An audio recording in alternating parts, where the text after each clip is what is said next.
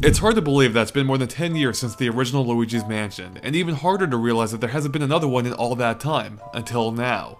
I was a big fan of the original game. Even though it was a little rough around the edges, it almost added to the charm. So I was pretty excited to jump back into Luigi's shoes for some more ghost hunting action.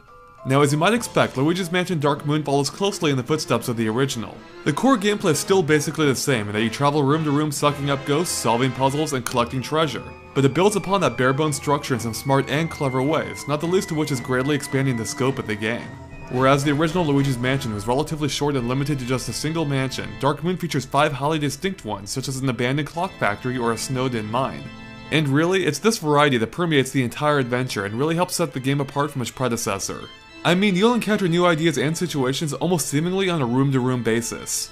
Let's take the enemies for example. While the game features a relatively small cast of core ghost enemies, it never actually feels small, and that's because you'll stumble across those same enemies in all kinds of situations, such as those in the kitchen who'll use kitchen utensils as weapons, or others caught during a repair project using a welder's mask for protection, and those situations will actually change how you go about each battle.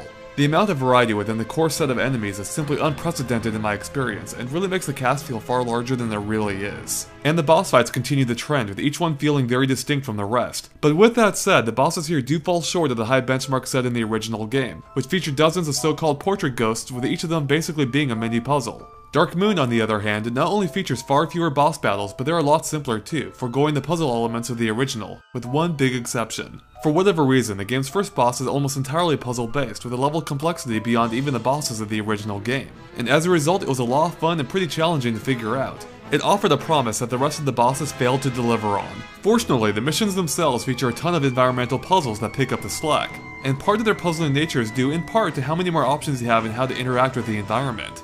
Unlike the original game, where you could really only interact with things using your vacuum, you now have a lot more options at your disposal. In addition to interacting directly with objects up close or using your vacuum, the developers have also added a few brand new abilities too, such as a strobe light used to activate electronics and the dark light which reveals paranormal signs and restores invisible objects. Taken all together, these additions add a layer of complexity to the puzzles and exploration in general that lends almost every room a sense of depth far greater than the original game. And this goes double if you're actively seeking every secret the game has to offer, including a variety of gems and booze hidden in every mansion. Now, the original Luigi's Mansion served as somewhat of a tech demo for the GameCube, and that included its controller. As you might remember, that game was built with 2 analog sticks in mind, allowing you to move and aim independently, but the 3DS only has 1. Thankfully, Dark Moon elegantly works around this issue by locking you into the direction you're facing whenever you use a special function of your Poltergust 5000, such as charging your strobe light while still allowing you to aim side to side a small amount. Although this does result in some small annoyances, like forcing you to waste a charged strobe light if you're misaligned, or the constant cycle of activating and deactivating your dark light to readjust your aim when exploring a room. But the controls work well overall, and actually ends up making the combat feel tighter than in the original game. Although it did have some issues with the motion controls that control the camera, as they weren't terribly responsive and even felt a little jerky, such as during the first person segments. It's a small issue, but I do wish you could disable them completely instead of just resigning yourself to holding the system completely still.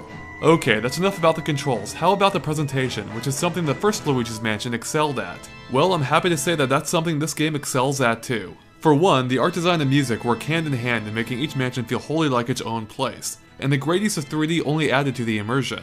The game simply looks great, but unfortunately it doesn't always run great, as the frame rate tends to chug in the bigger rooms or during battles. And while it never got to the point of affecting my enjoyment, it is noticeable, especially since the game runs buttery smooth in the smaller rooms. But most importantly, the game has a great sense of humor. I'll never get tired of watching Luigi react to the terrifying things that happen all around him during actual gameplay, and it's filled to the brim with little touches that put a smile on my face, like the squeaking sound Toad makes with every step. Really, the attention to detail throughout the entire experience never ceased to impress me.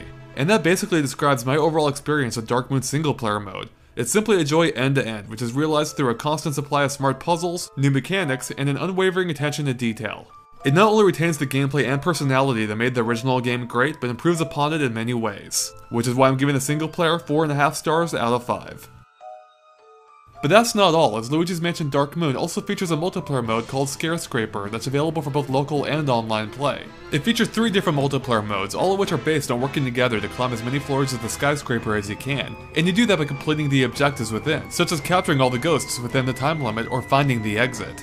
Now, even though it is primarily teamwork based, it still features a light competitive element since the game does rank you individually at the end in terms of your overall contribution. So you still might find yourself fighting to be the one to capture a particular ghost or grab the last coin. And isn't walking this fine line of cooperative versus competitive that actually helps make the Scare Scraper a pretty fun addition to the game. And things can get surprisingly intense when the clock's winding down and you still have things to find.